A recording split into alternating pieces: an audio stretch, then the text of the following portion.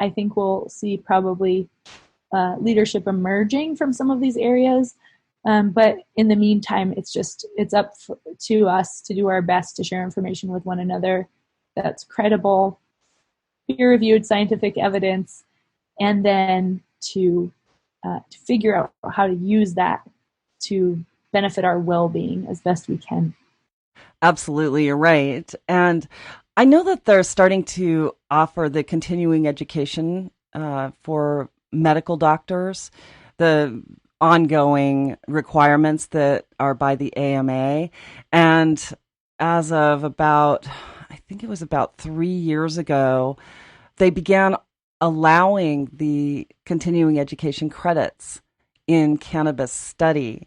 And I know that happened with the cannabis medical conference that takes place in Pittsburgh several years ago. They offered an entire course that was AMA certified. So that's actually really good news. And I'm glad that the American Medical Association is sort of on board with this field of study.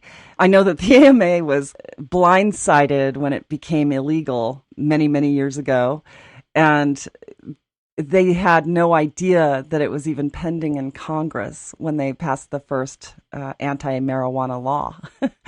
So, and cannabis for many years was like the go-to medicine for everything from schizophrenia to, muscle aches. And it was just, can you imagine, like, if all of a sudden they took away, I don't know, let's say penicillin, something that's hugely common, and said, oh, that's illegal now. You have to go with another drug that's far more dangerous and addictive and all of that. So I digress. But it's been a problem. But well, okay, so well, thank you for clarifying that.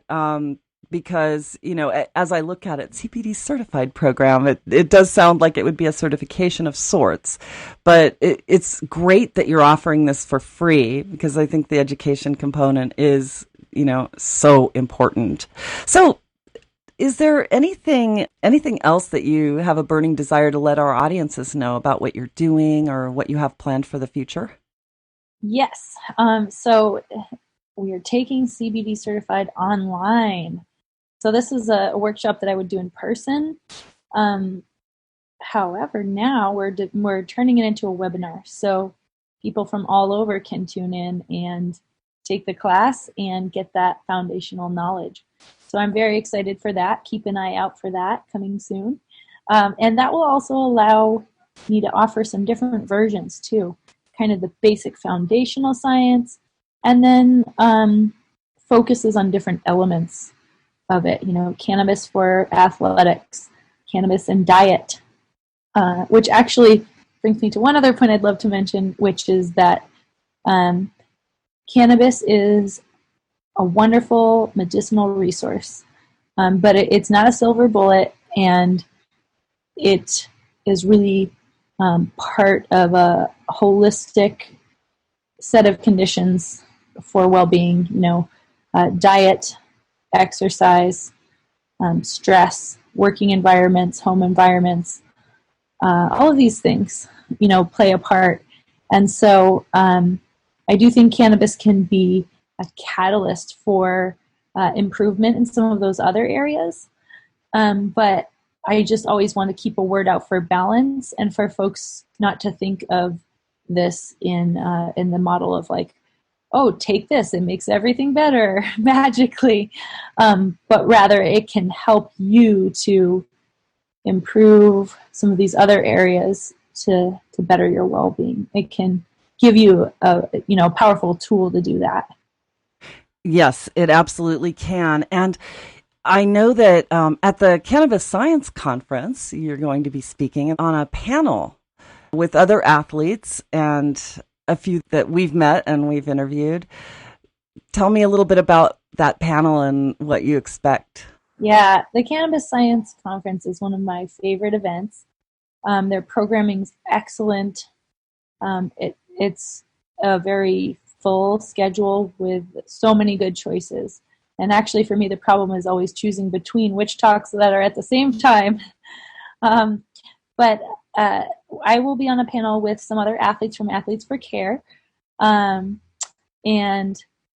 including Riley Cote, who's an former NHL player, Marvin Washington, who was in the NFL for many years, Cliff Robinson, who was a ex-NBA player and just a legend here, hometown hero in Portland from the Trailblazers. It will be moderated by Dr. Sue Sisley, I believe, who has been, she has just been a powerhouse in pushing the government for the ability to do more cannabis research. She's worked with a lot of athletes. She's doing clinical trials with veterans. Really couldn't have a better person in terms of the subject area. So yeah, we're just excited. We, the athletes, are excited to share our stories about the difference that cannabis has made for us in our lives and its potential to transform us for the positive at an individual level, but also at a social level. And so I always love hearing the stories that the other athletes bring, the different perspectives, and then our commonalities as well. I always love these events, so I am really looking forward to this one. Sue Sisley is amazing. She's such a champion in this industry, and she's actually also working on a cancer study now. But she's been through it. It's been very difficult to get the accredited institutions involved in the research that she's been doing. And I mean, what she's accomplished has been absolutely amazing. And I also learned that she's in the process right now she's filed a lawsuit against the DEA to try to open up the doors for cannabis to come from other places other than the University of Mississippi, which I've covered on this show ad nauseum. The cannabis is so substandard and can actually do more harm than good. And it really places a huge disadvantage or liability on the research that's being done, because you don't know if the adverse effects are coming from the cannabis that's being grown by the government or if it's actually cannabis as a molecule, the molecules in the cannabis causing the damage. And when Epidiolex came out, for instance, they had a marker in their study that showed liver damage. And I'm like, yeah, I'm not surprised with all the pathogens that are in the cannabis that they had to use for this study. It's really not a surprise, but then the news came out, oh, cannabis causes liver damage, which couldn't be, perhaps, maybe. I'm not going to say it absolutely does not, but yeah, that was really a challenge. But so I'm glad that she's going to be moderating that panel. She's amazing. Yeah, she is. She's that one girl. She'll fight him.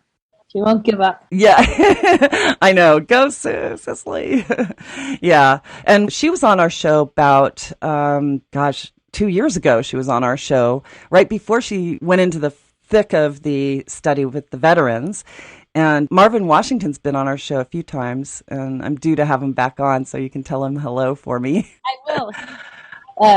Powerhouse himself. So really nice guy, too. Absolutely, but he's been such a champion forgive the pun, he's a champion, but he's been a champion for this cause, certainly. And I know that he was also involved in a lawsuit against the DEA, so it'll be interesting to see if that ever resurfaces. I know that one of their petitions was denied and they had to kind of go back to the drawing board with it, but it was to make it legal for patients to carry their medicine with them. And it was spearheaded by a little girl, but she needed cannabis. So anyway, I'm looking forward to speaking with him again about that as well. But I wish you tons of luck with the panel. I know it'll be hugely successful, and I'm certain that it'll help a lot of people understand the importance of what you're doing. So congratulations on that. Thank you so much. And just a quick note about that liver damage thing that you mentioned. Anybody who's interested in learning the facts on that should check out projectcbd.org. They did a great takedown of that study. There were a lot of problems with it. Like, it basically didn't seem very credible at all. So I just offering that resource out there. You should check out their analysis of that whole liver damage. Thank you for that. I'll actually put that on the website when I put up the episode in the archives. Give me that URL again. Yeah, it's projectcbd.org. And if you look up, I don't know, they have a search function on there. I think if you probably put in liver damage or something, it'll come up. But yeah, it was that most recent, Forbes covered it. And basically, there were a few things, but the journal where this was published is not a credible scientific journal. It's known as a predatory publisher. And one of the conclusions was that 75% of the mice, because this was a study in mice, had died. But that meant that 4.5 mice died. That was 75%. So where is the alive half mouse and where's the dead half mouse? So they looked at the study and they pointed out a number of serious issues that I don't accept that conclusion. I don't think there's anything supporting it. And yeah, we need more research around CBD for sure, but I don't think that's a conclusion by any means. It really doesn't give you a whole heck of a lot of confidence in the FDA when they're approving studies. All they have to do is show 30% efficacy and a drug will be approved. So if they had 10 mice and 7 of them died and they didn't really do any follow-up research to find out why the mice died, and that's not really part of the final report that's available to the public, it's pretty discouraging. And I need to look at the counters to that study that are on projectcbd.org. I'm looking forward to that. I'll research it voraciously. I love to look into things like that because, and one of the things that the FDA has done now that they've approved Epidiolex, and, God bless them for actually spending the money to do a study to begin with. Wish they had done it a little bit differently, but, it actually put CBD on the map, but what it did was it put every other CBD producer at a disadvantage because the FDA is saying, well, there's only one CBD medicine that's approved and all the rest of them are still Schedule 1. So, and the hemp bill didn't do anything to alleviate that problem and basically turned the governance of legal CBD over to the FDA instead of the DEA, and we were better off when DEA was handling it because they knew it wasn't harmful, and they said, well, we don't care if you sell it. But the FDA apparently does. So what a mess. Oh, absolutely, it's a mess. And, as is so much that's going on right now in our government, but I won't go into that. I could, but I won't. So anyway, well, I'm getting a signal that it is time to start wrapping it up. Any last thoughts for us? Thank you so much for having me on. We said how important education is, and that's what you're doing here, covering these topics and helping educate people to move us all forward. So thank you for what you do. Thank you so much for saying that. And it's a labor of love because it's so important for so many people and it's saving lives. So thank you for what you do to educate people as well. We'll look forward to following your career as it continues, and I hope that we stay in touch. Yeah, thank you. And just feel free to call on me anytime I can help with anything. Thank you so much. I certainly will. So once again, it is time to bring yet another show to a close. I'd like to personally thank my guest, Anna Symonds, for sharing her insights and knowledge with us today.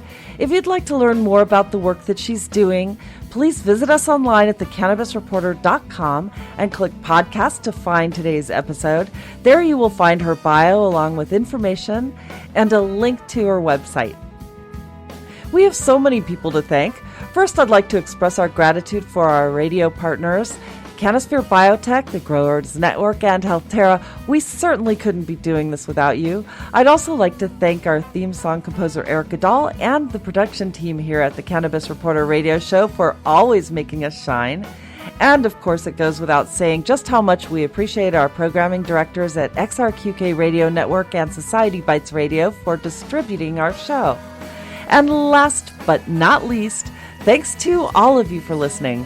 I'm Snowden Bishop, inviting you to join me again next week, same time, same place, for another episode of the Cannabis Reporter Radio Show.